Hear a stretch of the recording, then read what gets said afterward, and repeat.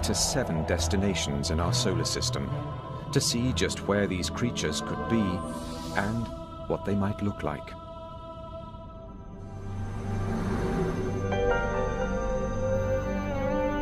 These exotic lands are unimaginably harsh. Life as we think of it would perish in an instant.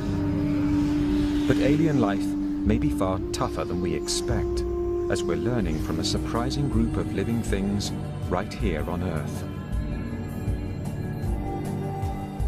Until just a few decades ago, we were sure our planet was unique.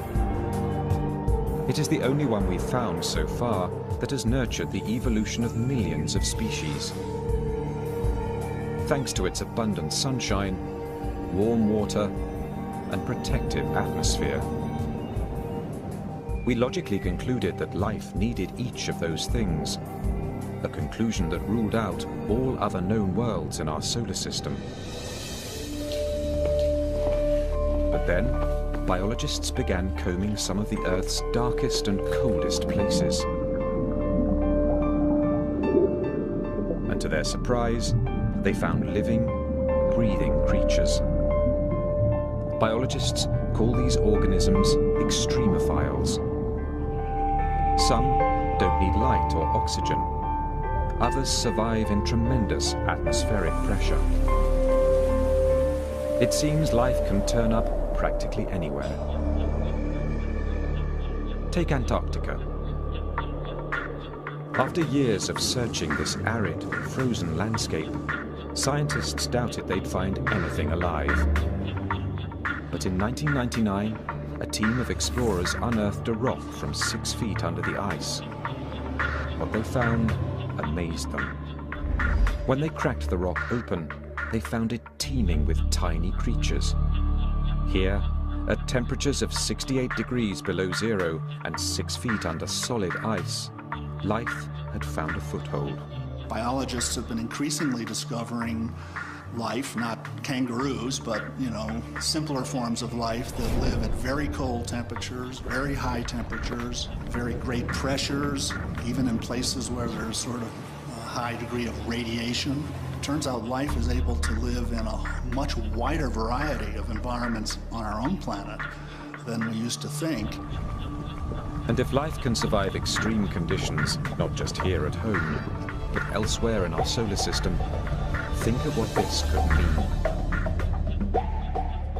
Unless there's something extraordinarily miraculous about our solar system or our planet, then life has got to be extremely commonplace. I mean, there's got to be large numbers of worlds with life, and some of them would have cooked up intelligent life. In the beginning, our Earth was as deadly a planet as any.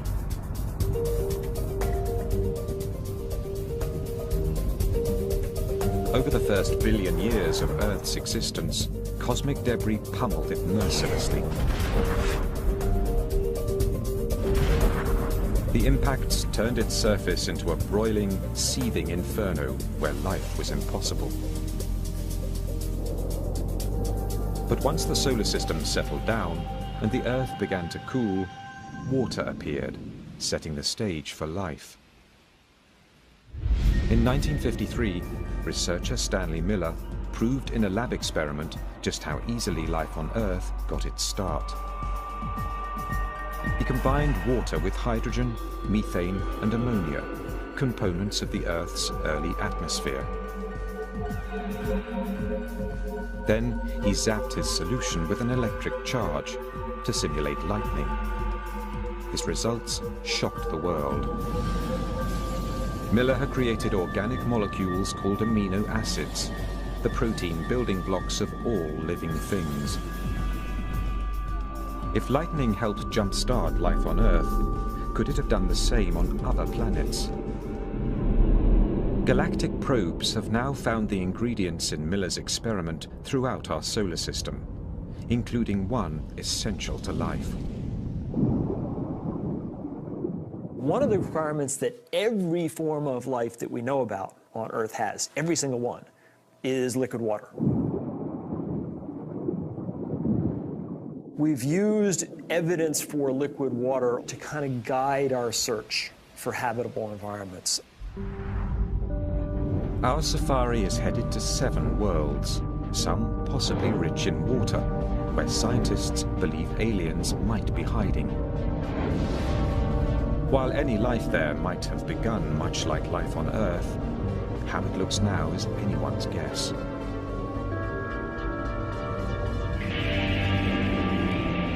We begin in the world that has always fired our imaginations, the planet right next door, Mars. Of all the planets where we've looked for life, it's the one we've studied most.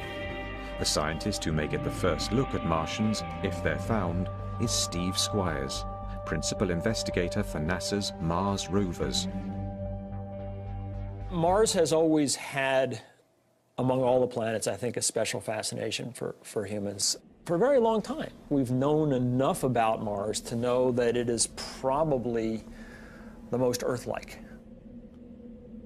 It may be the most like Earth, with an atmosphere and seasons, but we humans would perish quickly on Mars. Its air is thin, 40 times thinner than the air at the top of Mount Everest. And it sits in a bad neighborhood of our solar system, near an asteroid belt. Its atmosphere is too flimsy to protect it. Asteroids continually bombard its surface. Violent winds can whip Mars's sandy soil into storms that consume the entire planet for weeks and spawn tornadoes 8 kilometers high. Midday temperatures at the equator of 1 degree Celsius fall to -70 at night.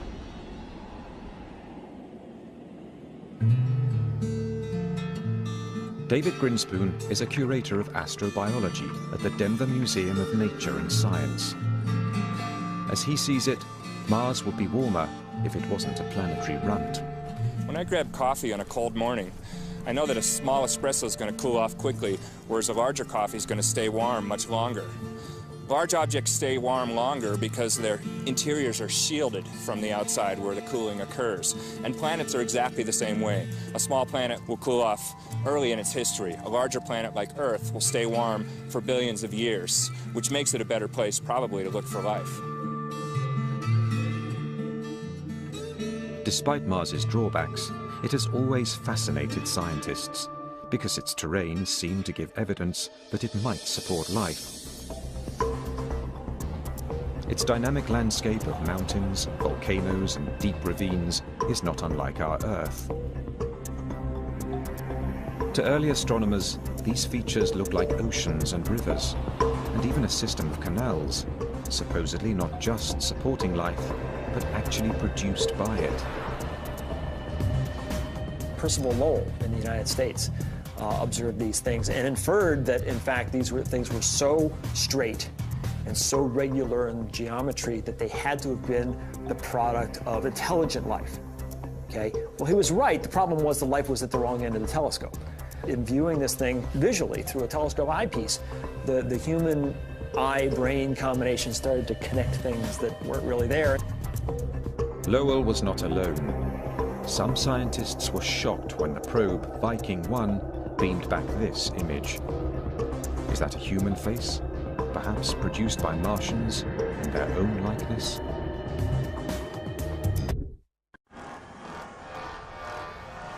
Until recently, we've never really known where to look in our solar system for extraterrestrial life. But we've always known what the aliens would be like once we found them. Consciousness. I was on a table.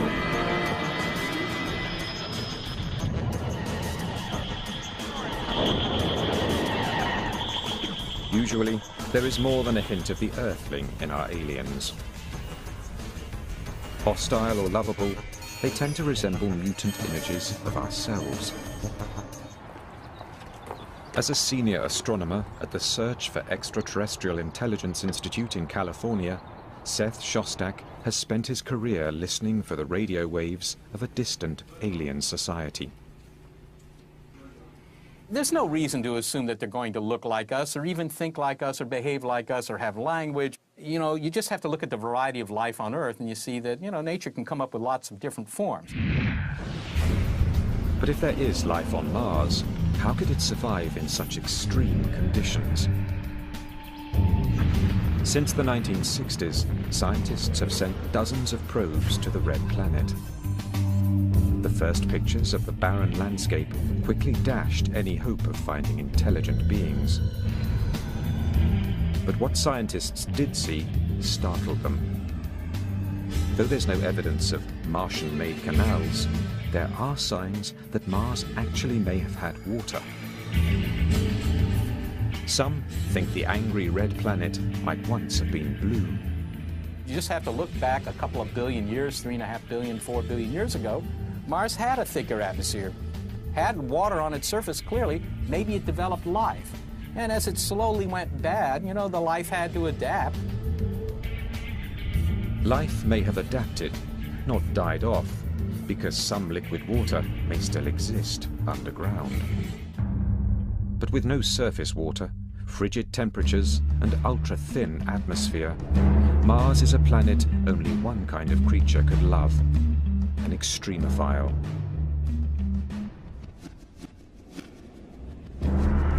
Extremophiles thrive in the cruelest of places. To see where they might lurk on Mars, we head to the Valles Marineris, a massive rift in Mars's surface, 20 times wider than the Grand Canyon in places, and almost as deep as Mount Everest is tall. Lakes may have once flooded this valley, and those lakes could have hosted life. As the water dried up, life could have evolved to cope with the harsher environment. We won't know what these extremophiles are like until we find them. But they may resemble creatures that exist in extreme places right here on Earth. An unusual team of biologists, called astrobiologists, study Earth for the kinds of life we may find in outer space. Astrobiologist Rocco Mancinelli is on the hunt for Mars's extremophiles. If it went beneath the surface, and some of it undoubtedly did, then what happened to it? Well, it formed brine pockets. So what kind of organism can live in a salty brine? A salt-loving organism.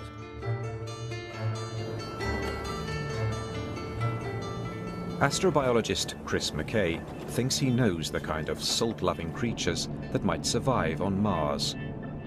Creatures much like those he's found in one of the driest, saltiest places on Earth.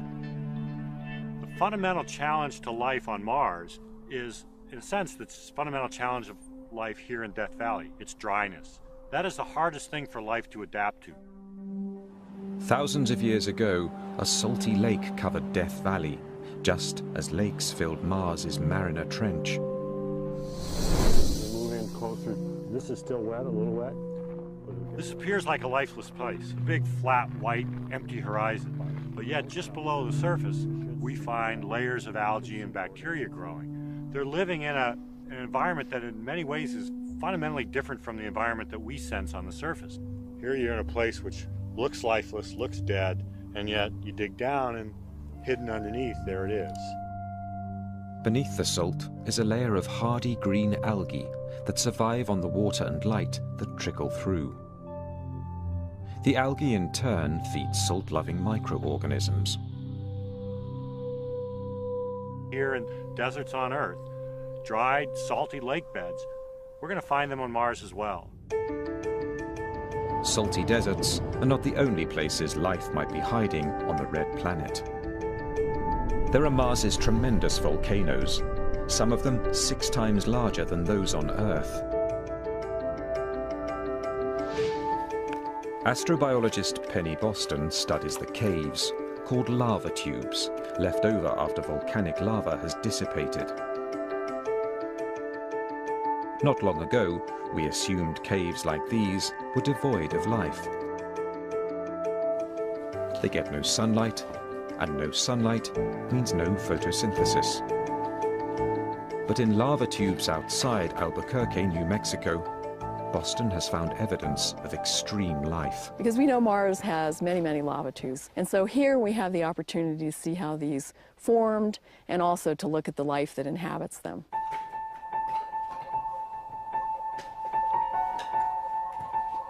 The extremophiles Boston has found appear to be thriving. They get their energy by feeding on the minerals in the cave wall. So here we're up close to the wall, and you can see these white patches here growing against the black basalt. And each one of these is like a major city for these little guys. And they're all nestled in these little pockets in the basalt. And so these guys are permanently adapted to these freezing temperatures. They never see any light, and they get what they can find in the environment. Are there creatures like these in the caves below Mars's volcano fields? Boston thinks so. We are going to find life, and I just hope that I live a long and healthy life so that I can still be around to see that. We may already have had our first glimpse of Martians, not from our visit to their planet, but from their visit to ours. 16 million years ago, an asteroid slammed into Mars and propelled a 2-kilogram rock into space. Amazingly, that rock sailed to Earth and came to rest in Antarctica. Inside, NASA scientist David McKay and Everett Gibson were amazed to spot the outlines of fossils. Water has carved small tunnels in the rock. And in these tunnels, McKay and Gibson found what they believed to be evidence of bacterial life. These are little microbes, and they're dead, and they're fossils, or in some cases, we don't even see the forms. We see the footprints or the evidence that they were there. Life from Mars? Maybe. The hunt is only just beginning. NASA plans to send a rover called Phoenix to Mars. It will study the planet's ice cap and probe 3 feet beneath the surface.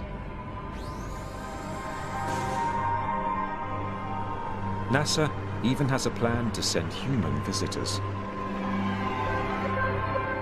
They may not meet the little green men of our imaginations, but they could encounter life in some form. What will it look like? It is likely to be a subterranean dweller with an ability to survive on little water. Perhaps an organism with a taste for minerals, like the creatures in the lava tubes of New Mexico. Even the smallest find would have enormous implications. Proof that life is not unique to Earth, but exists just next door.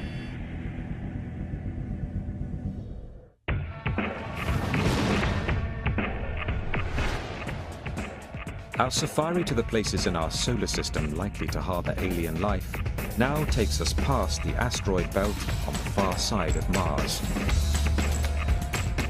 Here, Jupiter reigns. But this planet, the largest in our solar system, is fairly hostile to life, thanks to its toxic gases and overpowering gravity.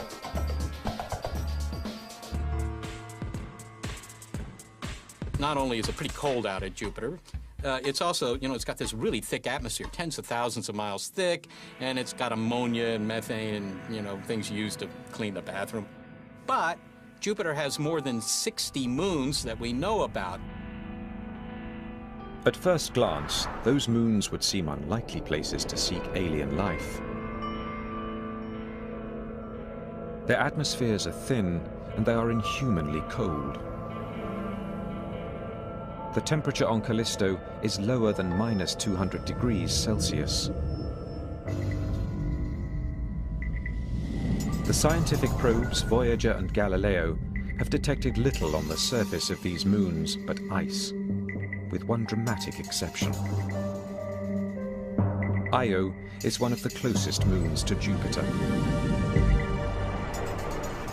When NASA sent Voyager 1 to Io in 1979, astronomers were astonished to find its surface roiling with giant volcanoes. Io is the most volcanically active place in the solar system, just spewing volcanic material from its surface all the time. What could be heating the interior of this frigid moon? Amazingly, it's the force of gravity from Jupiter. The giant planet exerts enormous gravitational pull on its moons. The closer the moon, the stronger the force. So strong, it can actually stretch their crusts. But some of these moons have elliptical orbits, so as they near Jupiter, the crust stretches towards it. When they move further away, the crust relaxes back towards spherical. This constant tidal movement creates friction deep inside, and that friction generates heat. It's like rubbing two sticks together to start a fire. The pull of Jupiter is heating Io from the inside out. Volcanic fumes and lack of water make Io inhospitable to life. But Jupiter's other large moons are more distant, close enough for Jupiter's gravity to warm them from within, but distant enough to remain calm on the surface. 3 of them look particularly promising as possible homes for alien life. The one furthest from the giant planet, Callisto. On its surface, Callisto looks like our moon, scarred and cratered by countless hits from asteroids. Those impacts may have melted the surface ice for brief periods, allowing life to take hold. But in 1998, the Galileo spacecraft detected a much more promising incubator deep beneath Callisto's surface. Radioactive rocks and tremendous pressure in its core generate heat inside Callisto. The heat may be melting its icy crust from below, creating a hidden ocean. And hidden oceans could mean hidden life. As we fly closer to Jupiter, we find its largest moon, Ganymede. Ganymede is also deeply scarred. Ridges rise above its surface. Those bright spots are craters as big as 5 kilometers across, and likely to be lined with frost. But these photos offer the most compelling clues to where life here might hide. They show flowing glaciers, glaciers that resemble those on Earth. Ganymede's moving glaciers could also be signs of heat within. So, like Callisto, Ganymede could also have a hidden ocean, buried beneath as much as 190 kilometers of ice. The third moon on this leg of our alien safari is the most intriguing. It is called Europa, and of the 3, it resides closest to Jupiter. That proximity to the giant planet means Europa's core may be very hot, far hotter than Callisto's or Ganymede's. But its surface remains frigid, a potent combination for life, since there could be a temperate zone where they meet.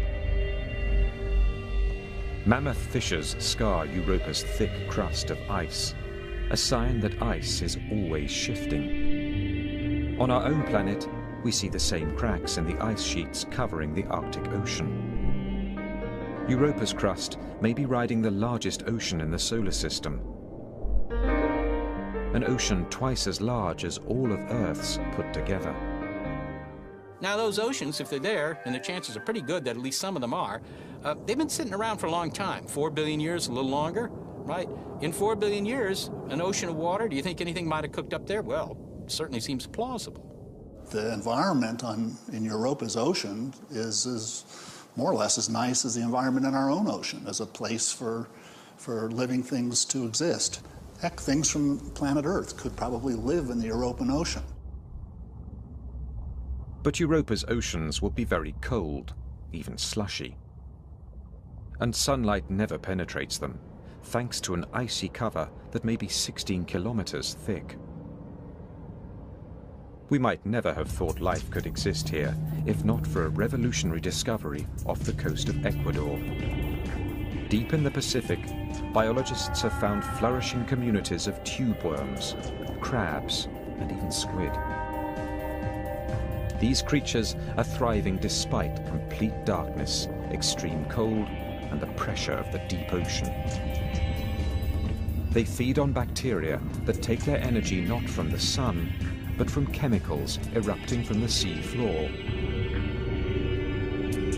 We might find very similar volcanic vents on Europa, supporting their own web of life. To find out, NASA scientists would like to put a lander on the Europan surface. Some would like to send a cryobot, a robot that would melt the ice and release a probe into the liquid below. That's not so hard to do. You just have to melt your way through.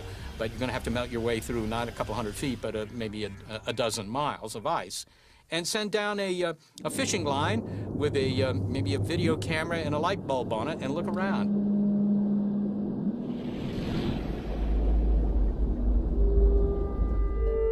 In all that water, we can't rule out the possibility that very simple life forms have evolved further.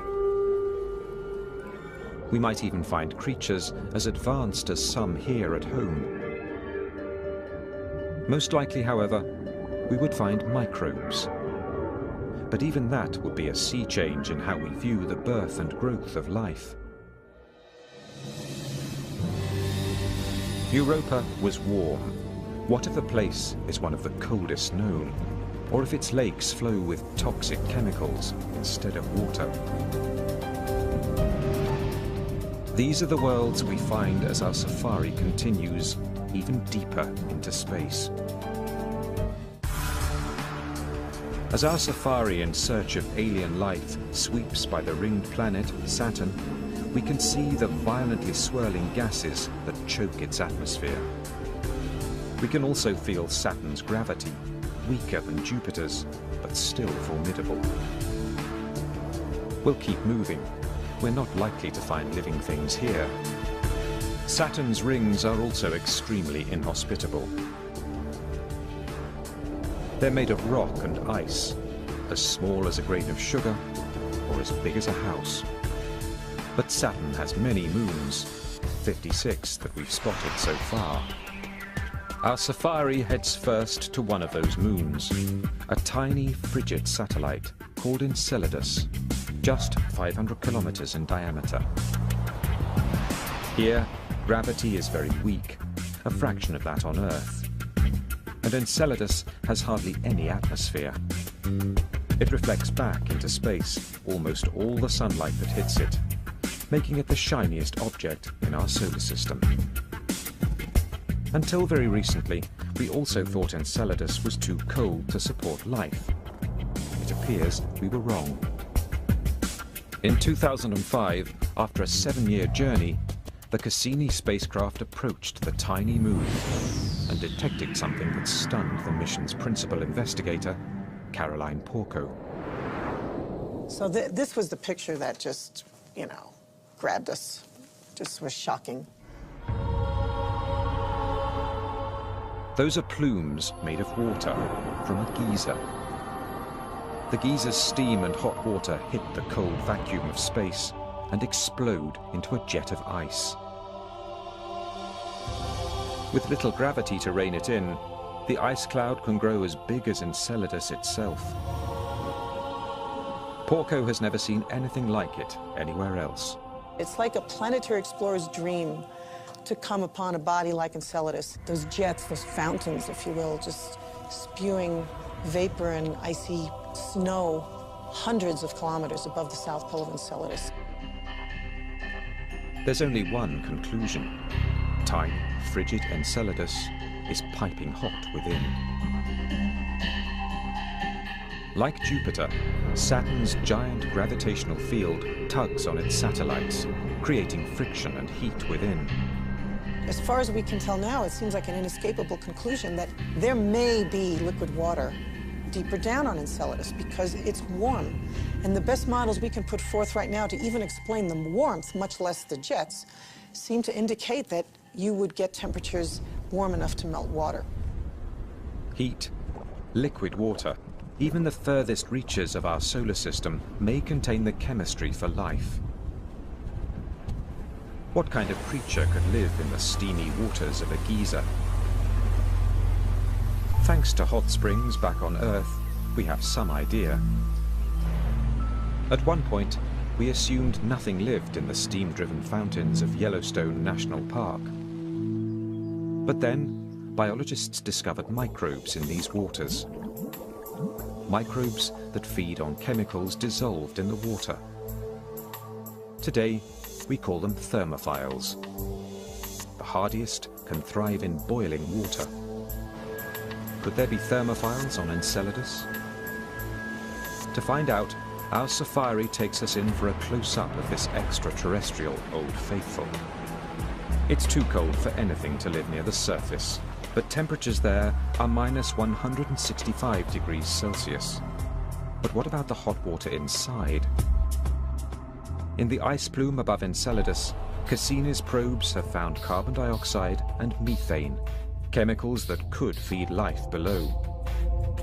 Just as the chemical-laden springs of Yellowstone feed microbes living there. We have a body that very, very likely has liquid water in its interior, has shown us already it's got simple organic compounds, and you know, a whole host of things that make it, I think, a major body of astrobiological interest in our solar system. If Enceladus has been a shock, astronomers have been astounded by another of Saturn's moons, Titan. It may be the unlikeliest to harbor life. Titan gets only a limited amount of sunlight, about 1,000th as much as Earth. Probes sent to Titan have detected ice, but no liquid water.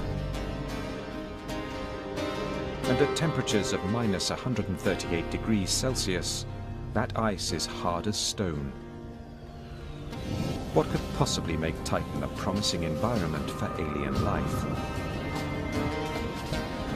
Remarkably, Titan in many ways resembles the Earth, but not the one we know now.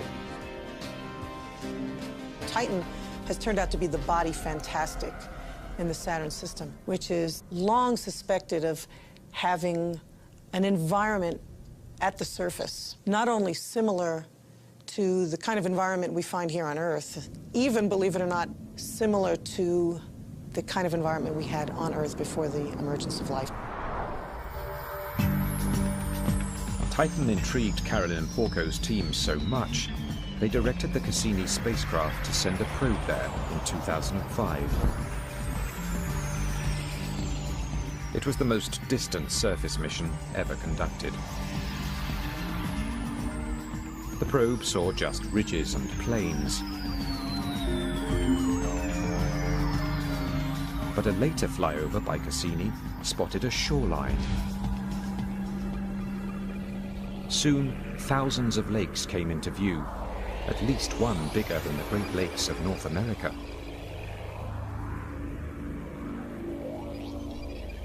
It's the first time we've ever detected liquid on the surface of another celestial body. Kind of looks like Minnesota, except the lakes are not water. They're liquid natural gas. But liquid natural gas is a liquid. And that's not snow. Those are methane flakes. Like Earth, Titan has weather. But it's of a rather psychedelic kind. There are even methane hurricanes. It's not water, it's methane, doing all the exact same things. Raining, evaporating, flowing in rivers. So you have something that is basically doing what water does on Earth, on Titan, only it's methane. A similar scene may have existed on Earth 4 billion years ago, making scientists suspect that Titan could also be an incubator for life. Chemistry does go on. At those cold temperatures, it's really slow. But Titan has had 4 billion years in which to do some chemistry, and maybe in that period of time, maybe something is cooked up.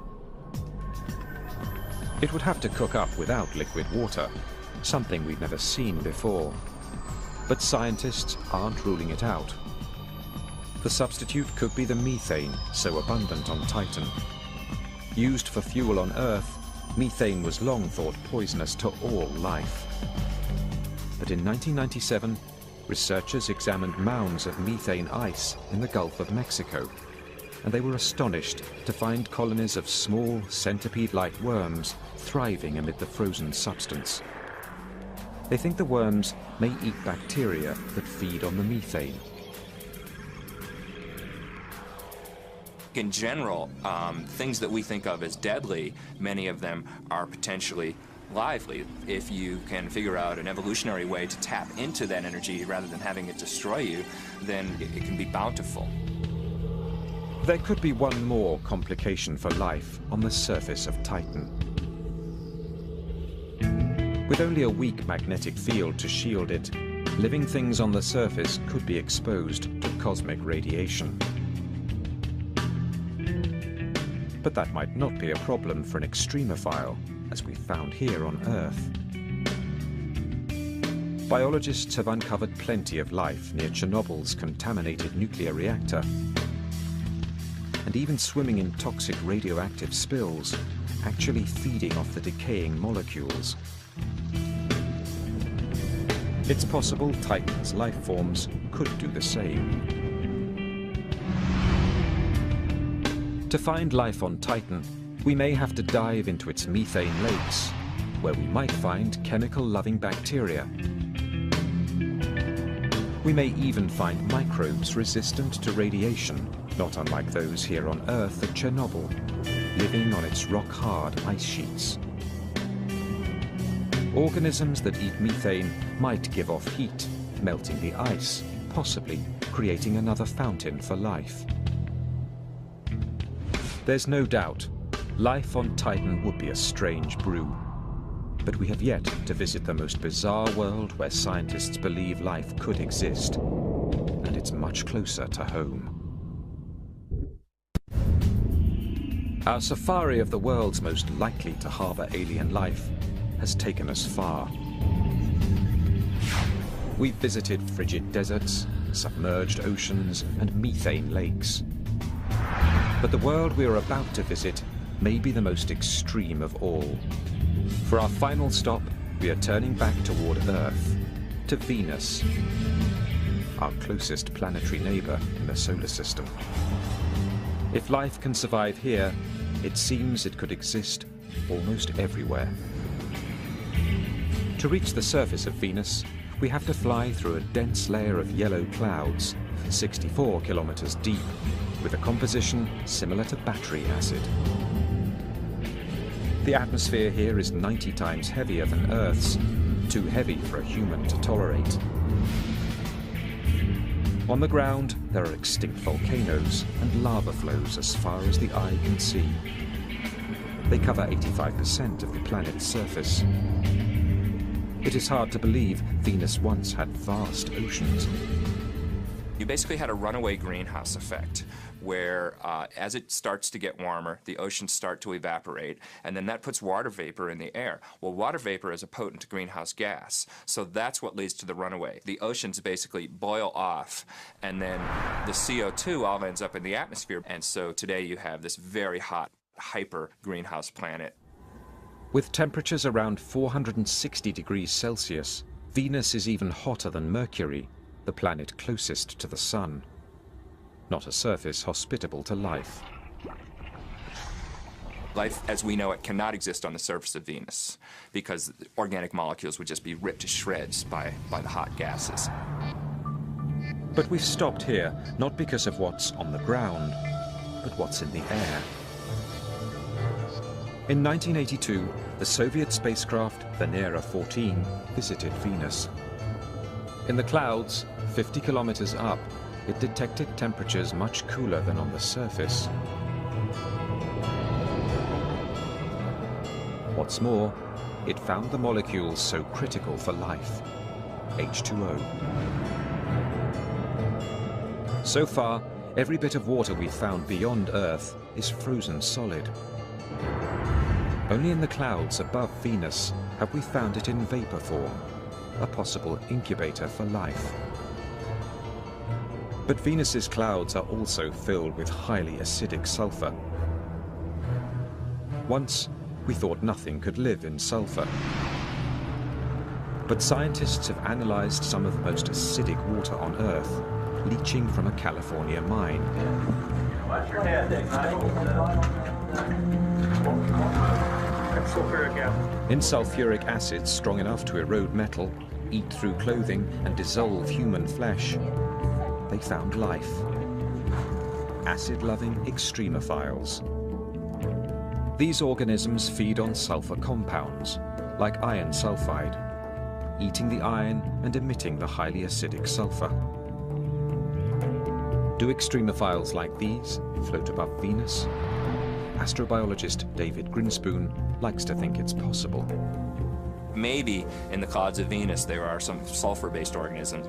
Sulfur actually absorbs ultraviolet light in interesting ways, and I'm just imagining that there's maybe some kind of photochemical reaction going on where ultraviolet light is actually being used to convert chemicals into some higher energy state, which then is basically being eaten. What will these aliens be like if we do find them? They would have to tolerate high temperatures and enormous atmospheric pressure. They would also need to thrive in acid concentrations deadly to most life forms. Perhaps they might resemble a hardier version of the acid-resistant extremophiles in California's mine. We keep finding that life lives in places that we used to think were inhospitable. So whenever we say, oh, it's impossible, you couldn't have life in the clouds of Venus, I think we have to be very careful because they might just reflect our own ignorance or our limitations on our own imagination, and maybe not real limitations on the ultimate creativity of nature, which seems to find solutions to these problems. As our safari returns to the cool, blue, lush and lively world of Earth, we can see why we so revere its life-sustaining gifts. But, as we are learning, even the most extreme environments can harbor living things. Extremophiles may resemble the first version of life in our universe, and they could even be the most common. Could they have evolved further from these humble beginnings? Could intelligent life be out there as well? For more than 40 years, scientists at the Search for Extraterrestrial Intelligence Institute in California have been searching the skies for answers to that question. Astronomer Seth Shostak believes he'll know the sound of alien life when he hears it. We have a couple of observing projects to try and find signals. The biggest one are our radio searches, and that's where we use big arrays of antennas, and we point these antennas at nearby star systems that we think, well, this is the kind of star that might have a planet that might be something like Earth. We point in those directions, hoping to pick up a signal that would tell us that somebody there is clever enough to build a radio transmitter. It's a safari that never leaves home. Astronomers have also recently captured enough light from planets in distant solar systems to deduce their chemical makeup. They have found elements that may help form RNA, one of the building blocks of life here on Earth. And 20 light-years away, in the constellation Libra, a team of European astronomers has found a planet that could be warm enough to have liquid water on its surface, just like Earth. Meanwhile, headed to the furthest reaches of our galaxy are 4 spacecraft launched in the 1970s. Aboard 2 of them is a map of our solar system and the image of a man and a woman. 2 others carry a sample of uranium, whose rate of decay would date the probe, regardless of language. The 2 are also carrying what could be the most universal message of all, a recording that includes a composition by Bach. Just don't expect news anytime soon. These intergalactic postcards from the Earth will take 80,000 years to reach the nearest star. Our search for life beyond Earth has only just begun. There are billions of planets yet to be explored, every one of them holds the tantalizing possibility of life. Even intelligent life. Just in the face of this enormity, the idea that we're the only game in town, it just doesn't seem reasonable. I think the question of whether we're alone is profoundly important for human beings in general. If you're aware, you really have to ask that question. Somewhere in a galaxy known or unknown, something or someone could be looking out into space, peering at the Milky Way and wondering, is there life out there? 35 seconds. Storage tank press closed. March 6, 2009. 22 seconds. Later, GN2 pressure go. This Delta II rocket is going through its final pre-flight check. 7.3. Drop 1. Engine start, 1, 0, and liftoff. It is the start of an extraordinarily ambitious mission.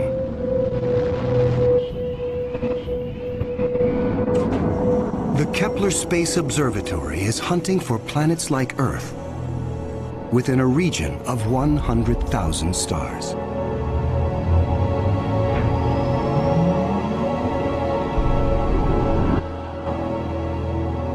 It is the culmination of a journey that began more than a decade ago with one of the most profound scientific discoveries ever made.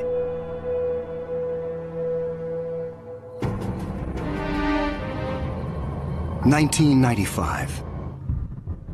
Swiss astronomer Michel Mayor and his team make a routine observation of stars in the constellation Pegasus, located 50 light-years away. But the instruments show something strange. One star is violently lurching and wobbling. What we discovered, it's one of these stars have a velocity changing with time. What is powerful enough to disturb a star the size of our sun? Mayor offers a radical answer: a planet. But no one has ever seen a planet around another sun-like star. Problem in detecting planets around other stars is that as a planet orbits a nearby star, that planet gets lost because of its feeble light in the glare of the very bright star. In spite of the odds, Mayor relies on his data and is convinced the wobbles are caused by the gravitational pull of an orbiting planet. When I read this claim from Michel Mayor, I was very skeptical. There had been many false claims of the first planet ever discovered around another star, and I thought to myself, oh boy, here we go again.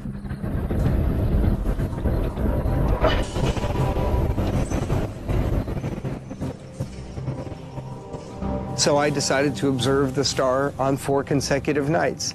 And stunningly, the star was shown to wobble exactly as Michel Mayor had said.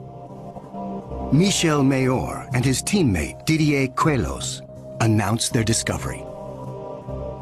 It rocks the scientific community. They had found for the first time reproducible, confirmable evidence of the existence of a planet around a sun-like star.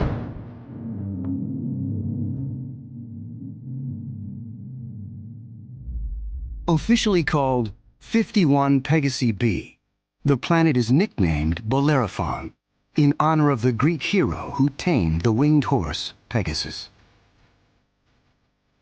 It is a planet that breaks all the rules. Bellerophon roasts in the blazing starlight at temperatures of roughly 1800 degrees Fahrenheit.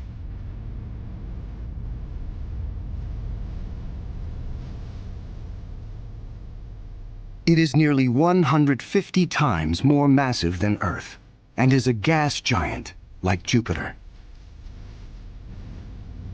A gas giant is a planet made mostly of hydrogen and helium. Only the outer layers are gas, but inside, hydrogen and helium is compressed to huge, huge, huge pressures that doesn't resemble a gas at all.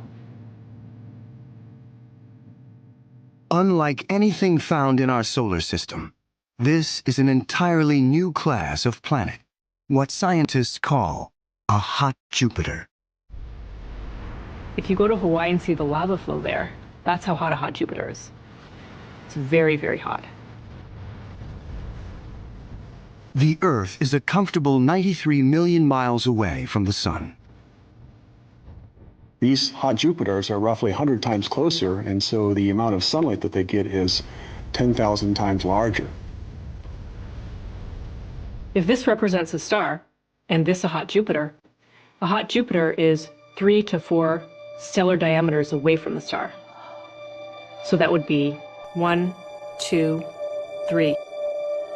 This is how close a hot Jupiter would be to its star. Hot Jupiters are tidally locked. They present the same face to the star at all times, just like the moon does to Earth. It's going to be permanent daylight on one side and permanent nighttime on the back. If I were stuck on a hot Jupiter, I'd want to be on the back side and hope that some of the heat from the front side facing the star would make its way around the back.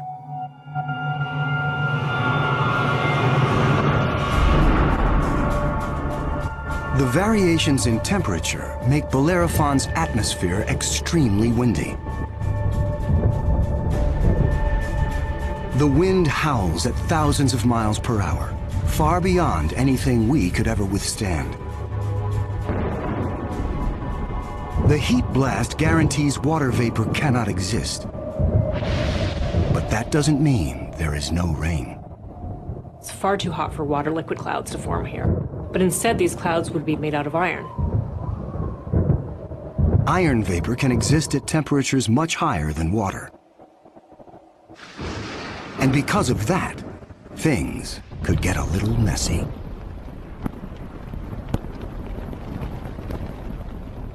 You better have an umbrella that's pretty sturdy, because the iron is going to start coating your umbrella very rapidly and making it extremely heavy and just crush that umbrella.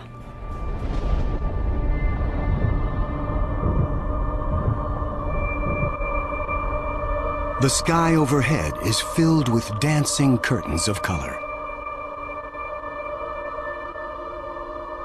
Charged particles from the nearby star make auroras far more extreme than the northern lights on Earth.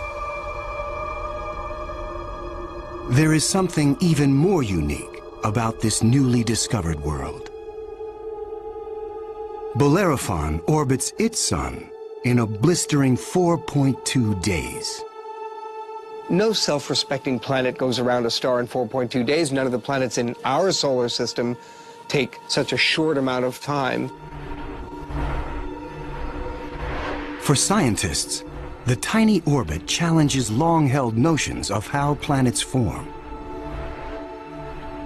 The fact that the planet was orbiting every 4 days was a total puzzle until one night in the middle of the night I woke up and said, well, this must be proof that planets migrate inwards. They don't stay put where they are. The key to the puzzle is found in how planets are made. Planets are a byproduct of star formation. When stars form, they have a disk of dust and debris around them, and out of that debris, planets form. Much of what we know comes from Hubble Space Telescope, as it aims at regions like the Eagle Nebula. This interstellar cloud is studded with collapsing disks of dust and gas. A giant clump grows in the center of each disk. Temperatures reach a searing 18 million degrees. The same nuclear fusion that powers our sun is unleashed.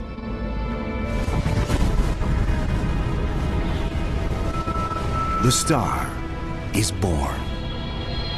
Radiation from the star generates a stellar wind that sweeps away leftover dust and debris. Some of the dust survives and remains in orbit around the newborn star. Over millions of years, the dust sticks together, forming knots that grow into asteroids, and the asteroids grow into planets.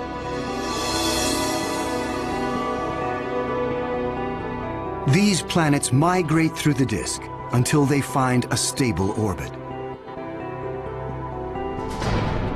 This is why Bellerophon is so close to its parent star. But one newly discovered world has found its stable orbit in a place no planet should ever go.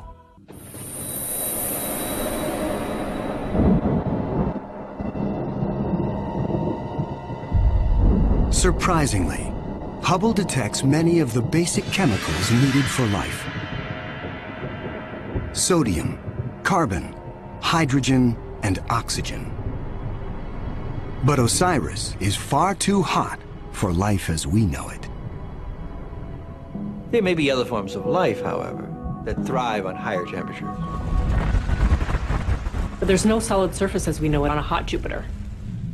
So this life would have to be just tiny little microbes floating around on aerosols. And on our own Earth, we have life that floats around in our atmosphere. But that life didn't start there. So life almost certainly would not exist on hot Jupiters. Astronomers have discovered many hot Jupiters since Bellerophon was found in 1995. But conditions on these worlds rule them out as places where the drama of life can unfold.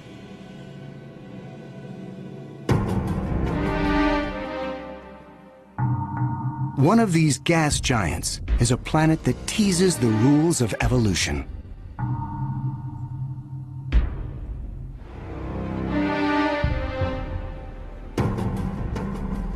Astronomer Jeff Marcy discovers something shocking about a planet orbiting a star called 16 Cygnus b, located some 70 light-years away in the constellation of Cygnus, the Swan.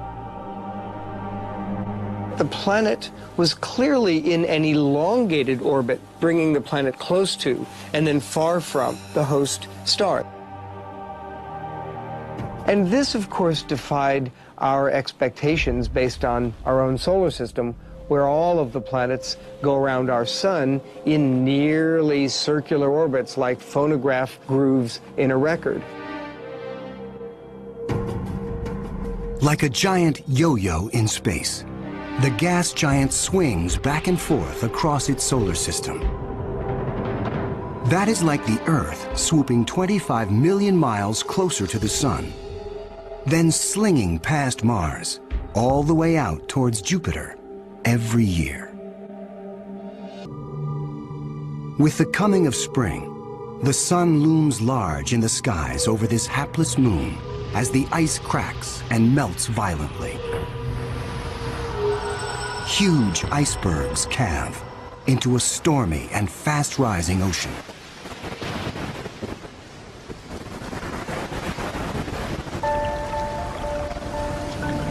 For two preciously short periods, during the spring thaw and the autumn rains, the climate on this Earth-like moon is balmy and comfortable.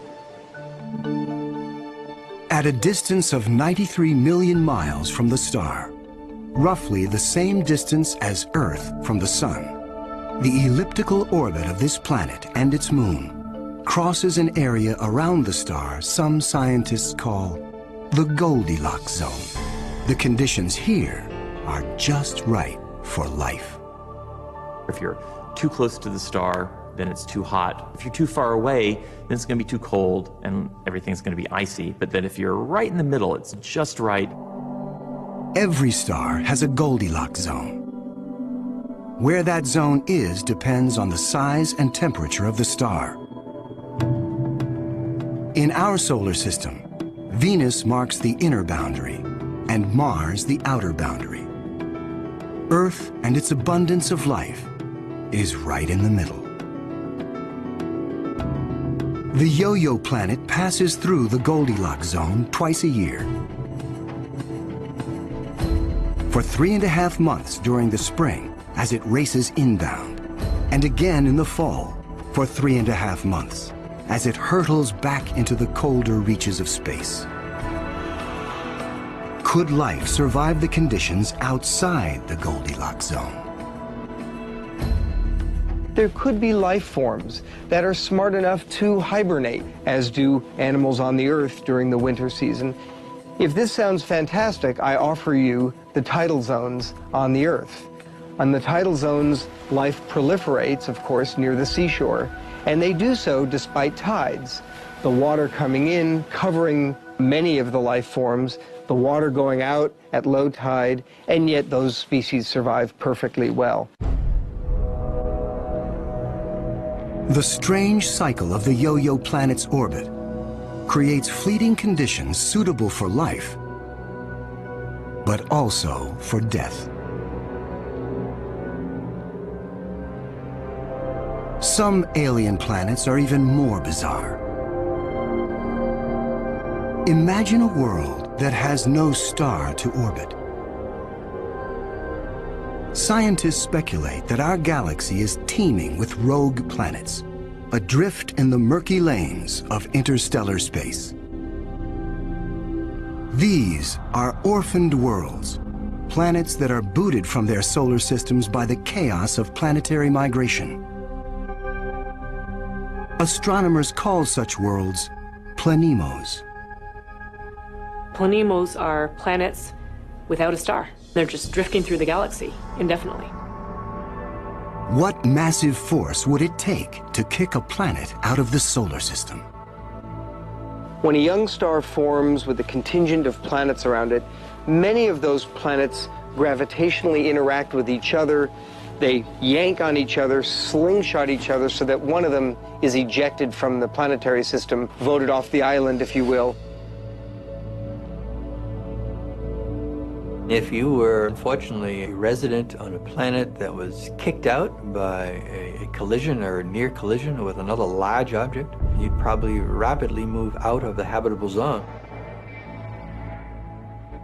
There are hundreds of billions of these lost, wayward, poor, wandering planets out in our Milky Way galaxy with no parent star to warm them up. Cold, dark, quiet. Because planemos have no sun, they are worlds without days or years. They keep vigil through an eternal night. Planemos are solitary wanderers, sentinels of the galaxy. Just because it's out there drifting in space doesn't mean a planemo is dead. If the planemo is a rocky world, it could well have life on it. A small rocky planemo without an atmosphere will slumber in extreme cold, far colder than the coldest winter day on our own South Pole. But a planemo large enough to retain an atmosphere traps the heat generated when the planet was first formed. It is the ultimate greenhouse effect. The heat and energy comes from the molten core deep inside the lonely planet. If the planemo is a gas giant like Jupiter, it may have a system of moons. The gravitational pull between the planemo and its moons creates friction, causing the interior of the moons to stay warm. These moons could also have life on them, in the same way that Jupiter's moon Io has volcanoes and has a lot of heat energy being generated by interactions with Jupiter and the other moons. If anything lives here, it will be single cells, like common bacteria found on Earth. Not complex life forms. Without a sun to provide photosynthesis, these tiny organisms derive their energy from the chemistry in the soil of the planemo, or its moon. On Earth, there are similar conditions. Colonies of bacteria are found deep within mine shafts in South Africa. They have no access to oxygen nor light, and survive entirely on the chemicals they make from the surrounding dirt. Their metabolisms are extremely slow, and they reproduce only once every 1,000 years. If life dwells on a sunless Planemo, it could be organisms like them, marooned when their planet was young. While Planemos slumber undisturbed, there are worse places to be in the universe. Like in the company of this lethal pulsar, some 980 light-years from Earth, in the constellation of Virgo. From afar, a pulsar looks like a blinking light. But up close, pulsars machine gun their surroundings with deadly radiation. They are no place for planets. Yet something interferes with the precision of this pulsar. One explanation is that the anomaly is caused by a planet. But many astronomers are skeptical that planets orbiting a pulsar can exist. The reason that's a problem is because pulsars are formed in these incredible explosions. When a red giant star explodes, a titanic fireball known as a supernova unleashes as much energy in 1 minute as our sun generates in its lifetime. When a star goes supernova, the shockwave is so immense it's hard to imagine any planet surviving that. When the cosmic dust clears, all that remains is the crushed core of the red giant, pulsing in the heart of an expanding debris field.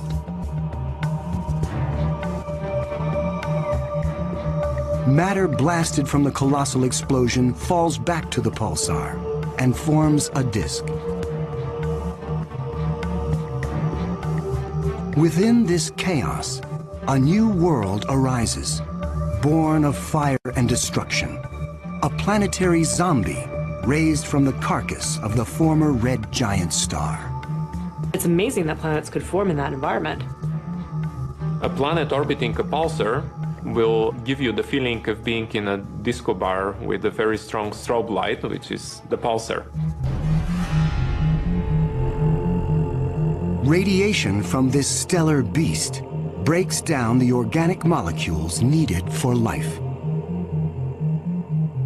The pulsar has these very strong magnetic fields that are being spun around as the star is rotating quickly, and it's picking up any material, electrons, protons, and speeding them up and slinging them out at high speed. So it's like a solar wind with a vengeance.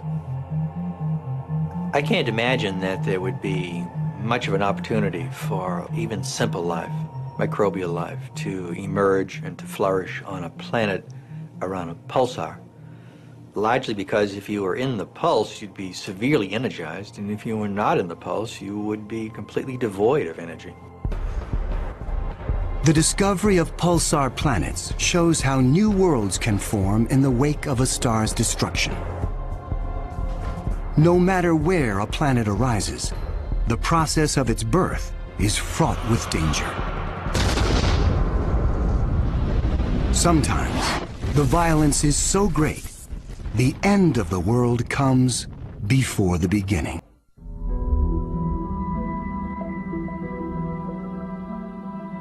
There is a new planet out there, a planet we were not aware of existing before.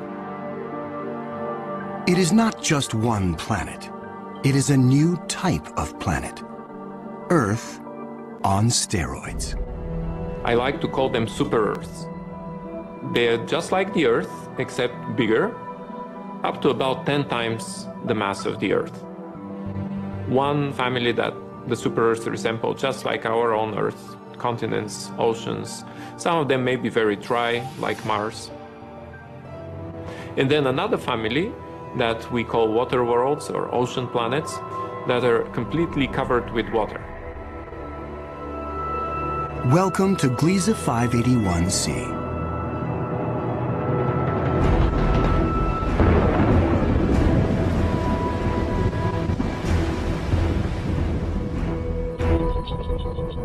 This planet was found by Michel Mayor, and it orbits with 2 other planets around a very small star.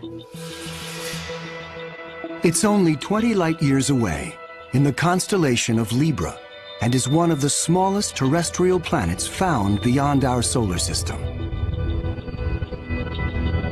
That doesn't mean Gliese 581c is small. It's still a super-Earth with 5 times the mass of our home planet. But it's the possibility of liquid water that excites scientists.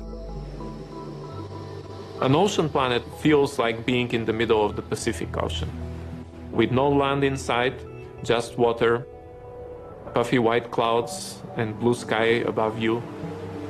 The winds on the ocean world are going to be similar to that of the Earth. So it will be a very good place to sail. The weather's absolutely perfect. Every day you get a clear blue sky and the sun just stays in the same place. Now how's that for weather prediction? No land anywhere. Even miles beneath the surface. This water layer would extend very far down, at least a quarter of the way down in the planet.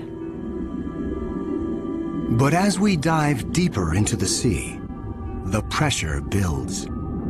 At 35,000 feet below the surface, we pass the point where the deepest oceans on Earth bottom out. We pass the 100,000-foot mark.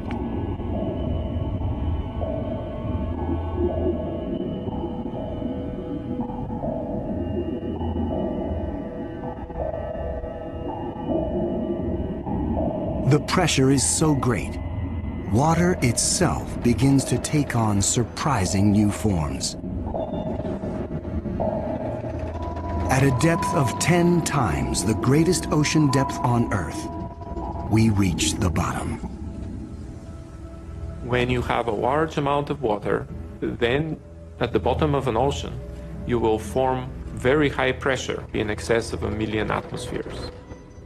And that pressure will compress the liquid water, that is the ocean, into a state which we call Ice 7.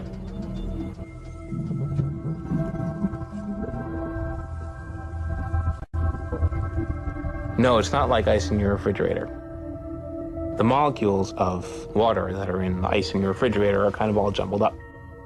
But if you form ice under very high pressure, then the water molecules can become ordered, they can become aligned.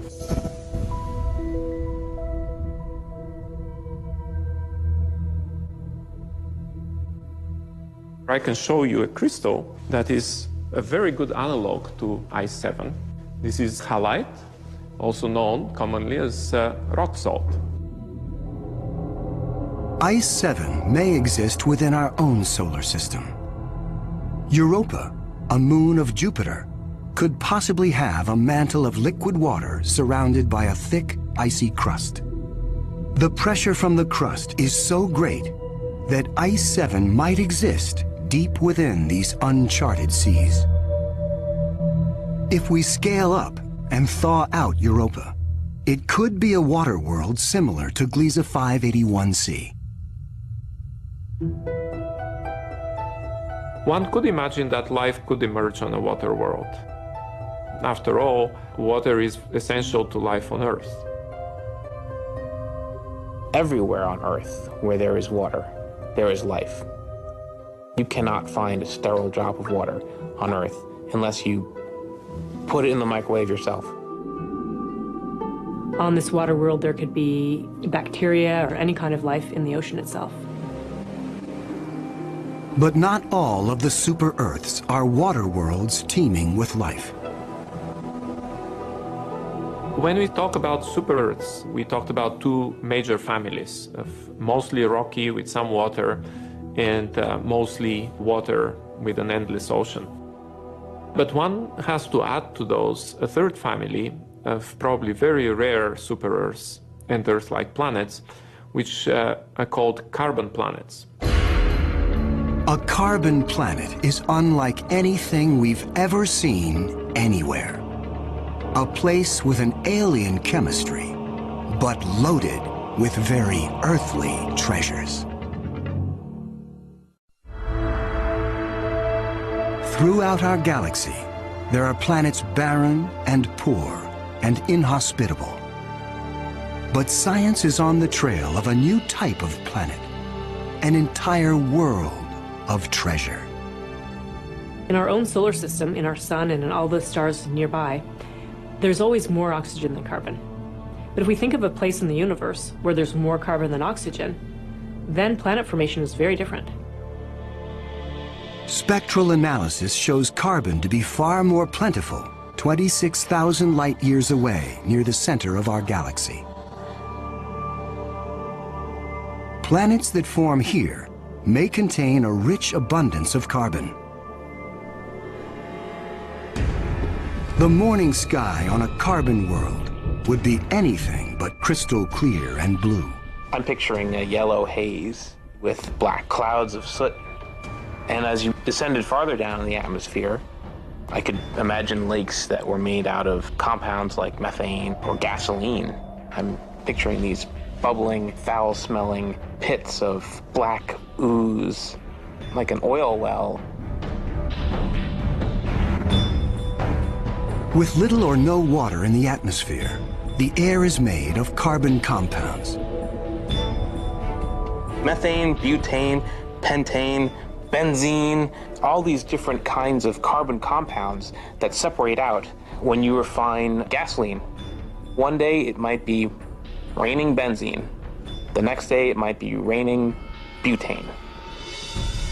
Alien as carbon planets might seem, the air quality could be familiar to some. The air in a very benzene-rich planet will resemble that of LA. A lot of small particles that unfortunately we are quite used to from the exhaust of cars. Despite the pollution, carbon planets could come with a sparkling upside. You might see diamond because the planet may have substantial quantities of pure carbon that it's formed out of. And pure carbon, when you compress it, tends to form into diamond. The secrets of exotic planets like these are waiting to be discovered all across the galaxy. But astronomers won't be satisfied until they find the Holy Grail. A planet like our own, one that sustains life, the next Earth. People always ask me, do I think we're going to find another planet like Earth? And I answer, absolutely.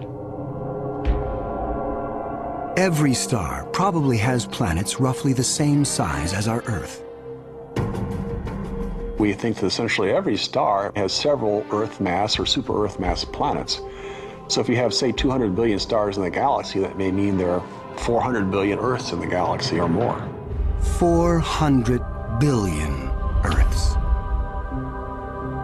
The Kepler Space Observatory is the first instrument capable of finding one of these planets.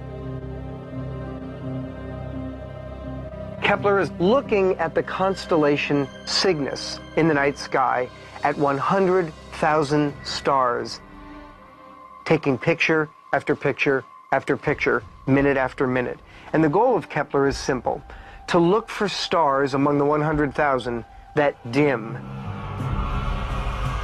When a star dims slightly, it means a planet passes in front, blocking some of the light.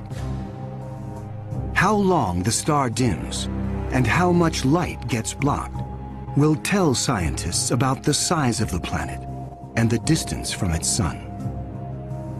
A good analogy for this is looking for the dip in the light that you would see from a searchlight if a small moth flew across the searchlight. And so it's a really tiny dip in the light as the planet transits. It is a very powerful technique because it allows you to discover planets that are even smaller than the size of the Earth around stars similar to the Sun. It is a technique that is changing the course of science. We think we may be able to find a planet that is habitable in the next few years. Scientists estimate the Kepler mission will find a minimum of 50 alien Earths. One of the big questions that anybody looking for life beyond the Earth is facing today is, what if we don't recognize life even though we discover it? Conditions on an alien Earth may cause life to evolve differently. My hope is that we'll see some sign that will make our hairs stand up on the back of our necks. Whatever that sign is, it will be the first chapter on the greatest scientific story ever told.